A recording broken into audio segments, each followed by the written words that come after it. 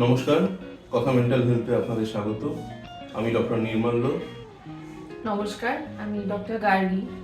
তো আজকে আমরা এসেছি একটা টপিক নিয়ে, যেটা প্রায়শই আমাদেরকে শুনতে হয়। সেটা হচ্ছে যে ডিপ্রেশন যখন হয় বা অবসাদ যখন হয়, তখন কিছুই করতে ভালো লাগে না।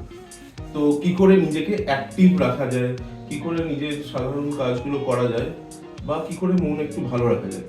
তো আসুন আমরা সেই নিয়ে আজকে ডক্টর গার্গীর কাছ থেকে জেনে নেব যে ডিপ্রেশন হলে আমরা কি করে নিজেদেরকে অ্যাক্টিভ রাখতে পারি। অবসাদের যে বাধা, যে আমাদেরকে যে অলস করে দেওয়া, সেই বাধাটা কাটিয়ে কি করে নিজেদের অ্যাক্টিভ রাখতে পারি। তো ডক্টর গার্গী, আপনি বলুন যে ডিপ্রেশনে তো আমরা জানি মানুষ একেবারেই অবসাদগ্রস্ত হয়ে যায়, কিছু করতে ইচ্ছে করে না, কিছু করলেও সেটা ভালো লাগে না। তো সেই অবস্থায় নিজেকে কি করে অ্যাক্টিভ রাখবে? কারণ এটাও জানি যে ডিপ্রেশনে নিজেকে অ্যাক্টিভ রাখতে পারলে সেটাও একটা ট্রিটমেন্ট, বা সেটাও একটা ডিপ্রেশনের অ্যান্টি ডিপ্রেশন হিসেবে কাজ করে। তো এই সম্বন্ধে আপনি একটু বলুন। তো এটা খুবই স্বাভাবিক ব্যাপার যে মানুষ যখন অবসাদগ্রস্ত হন তখন ডিপ্রেশনের সিমটমের মধ্যেই পড়ে যে আগে যে কাজগুলো আমি ভালোবাসতাম, আগে যেগুলো খুব সহজে করে ফেলতে পারতাম, এখন সেইগুলো করতে গিয়েই মনে হচ্ছে সেই বিশাল পাহাড় ঠেলতে হচ্ছে। সেগুলো কোনোভাবেই ভালো লাগছে না। হয়তো যে মানুষটির ভালো লাগা ছিল গান শোনা, ছবি আঁকা, এখন গান শুনলে সে হয়তো বিরক্ত হচ্ছে। তার কাছে যদি কেউ গান বাজায় সে হয়তো বিরক্ত হচ্ছে। তো এইগুলো কিন্তু মানুষটির মধ্যে পরিবর্তন যেটুকু আসছে এটা গোটাটাই অসুখটির জন্য, ডিপ্রেশনের জন্য। তো তখন আমরা ডিপ্রেশনের চিকিৎসা তো ওষুধের সাহায্যে তো করি, কিন্তু আমরা বলি তার সঙ্গে সঙ্গে নিজেকে মোটিভেট করা, নিজেকে অ্যাক্টিভেট করা, এইটাও ভীষণ জরুরি। বিহেভিয়ারাল অ্যাক্টিভেশন বলে ব্যাপারটাকে। তো এটাকে আমরা কি করে করব? তো দেখুন, সবার আগে ভালো তো লাগছেই না, এটা আমি অ্যাকসেপ্ট করছি। এখানে কেউ বলবে না যে কেন ভালো লাগছে না, জোর করে করো। জোর করে তো করতেই হবে, কিন্তু মনের ভুল এগুলো নয়, অসুখটাই এরকম। তো সেইখানে যে মানুষটি অবসাদগ্রস্ত হয়েছে তিনি একটা জায়গায় প্রথমে লিখুন তার এতদিনের নিত্য নৈমিত্তিক যে কাজগুলো ছিল সেইগুলো একটা দিকে, যেরকম দাঁত মাজা, চান করা, পুজো করা, যেগুলোতে তিনি রুটিনে করতেন, এই কাজগুলো একদিকে লিখুন। আর একদিকে লিখুন তার ভালো লাগার কাজগুলো, যেরকম হয়তো গান করা, কিছু লেখালেখি করা, গাছে জল দেওয়া, ছবি আঁকা, পাখি দেখতে যাওয়া ইত্যাদি, মানে যেগুলো হবি আমরা বলি।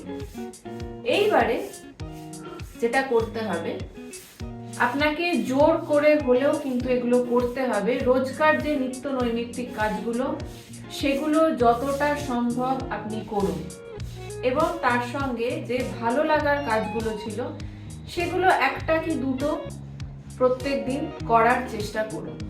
জানি ভালো লাগবে না, কিন্তু জোর করে, যেভাবে আমরা নিয়ম করে ওষুধ খাই সেরকমই নিয়ম মেনে রুটিন করে একটা কি দুটো ভালো লাগার কাজ আপনারা শুরু করুন। এইভাবে নিজেকে করতে হবে, নিজেকে জোর করতে হবে। এবং সবচেয়ে উপকারী যে জিনিসটা সেটা হচ্ছে সেলফ অ্যাপ্রিসিয়েশন, বা নিজেকে বাহবা দেয়া। তার মানে হচ্ছে কি, যখন আপনি এত কষ্টের মধ্যে দিয়ে যাচ্ছেন তখন যে একটুও হলেও আপনি চেষ্টা করেছেন যে একটা পাতা বই আমি পড়ি, কি একটা নতুন কিছু রান্না করি, এটুকুও যে আপনি একটা অ্যাটেম্প্ট নিলেন, চেষ্টা করলেন, এটার জন্য নিজেকে নিজে বাহবা দিন। হতেই পারে সেটা 100% হয়নি, হতেই পারে সেটা রোজ আপনার পক্ষে সম্ভব হচ্ছে না, বা হয়তো কোনোদিন হলো আপনি ভালো লাগার কোনো কাজ করতে পারেননি, আপনি আপনার ডেইলি নিত্যের যে কাজগুলো সেটা করেছেন, সেটা হলেও নিজেকে বাহবা দিন। নিজেকে বলুন হ্যাঁ আমি পেরেছি। এবং চারপাশের লোক, প্রিয়জন, তাদের দায়িত্ব হচ্ছে যে মানুষটির অবসাদ হয়েছে তাকে ক্রমাগত মোটিভেট করা, তাকে ক্রমাগত বাহবা দেয়া যে হ্যাঁ তুমি পেরেছো, এটা আমাদের খুব ভালো লেগেছে, কালকেও তুমি এরকম করো। তো এইভাবে ধীরে ধীরে আবার সেই নিজের পুরনো ছন্দে ফিরতে হবে মানুষকে, যাদের অবসাদ হয়েছে তাদের। ওষুধের সাহচর্য তো আছেই, এর সঙ্গে সঙ্গে নিজেকে এইভাবে চেষ্টা করে আবার আপনাদেরকে ডিপ্রেশন মুক্ত হয়ে সুস্থ স্বাভাবিক জীবনে ফিরে আসতে হবে। আচ্ছা, এই প্রসঙ্গে একটি প্রশ্ন আছে। অনেক সময় প্রিয়জনরা বলে, এটা কর, এটা তো খুব ভালো লাগে, ওটা কর, এটা ভালো লাগে। অনেক সময় দেখা যায় যে সেই কাজটা সে কোনোদিন করে উনি জানেও না কিভাবে করতে। সেক্ষেত্রে কি তার সেই কাজগুলো নেওয়া উচিত যেগুলো এমনি অন্য লোকের আনন্দ হয়, ওর হয়তো ততটা হতো না বা কি? হ্যাঁ। বা যেমন ধরুন কাউকে বলা হলো তুমি গিটার বাজানো শেখো, নতুন কিছু শেখো, হ্যাঁ। এটা কি বলা হয় যে ডিপ্রেশন কাটানোর জন্য নতুন কিছু শেখো, নতুন কিছু করো? এটা কতটা যুক্তিযুক্ত? দেখুন, নতুন কিছু শেখা মানে তো একটা চ্যালেঞ্জের বিষয় চলে আসছে, কারণ অলরেডি যে মানুষটি ডিপ্রেশনে রয়েছেন তার মধ্যে এমনিই কাজ করছে আমার দ্বারা হবে কিনা কোনো কাজ, আমি পারবো কিনা এই ব্যাপারটা। সেখানে আনকোড়া নতুন একটা জিনিস যেটা তার কাছে অতটা গ্রহণযোগ্য বা লোভনীয় নয়, সেইটা শুরু করাটা হয়তো একটু কষ্টসাধ্যই হবে। তো যদি উনি মনে করেন হ্যাঁ এটি চ্যালেঞ্জিং বিষয়, দেখি পারি কিনা, যদি এতটা মনের জোর থাকে তাহলে নিশ্চয়ই এগোবেন।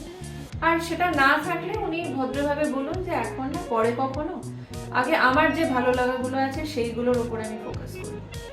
আমি এটাই সাজেস্ট করব।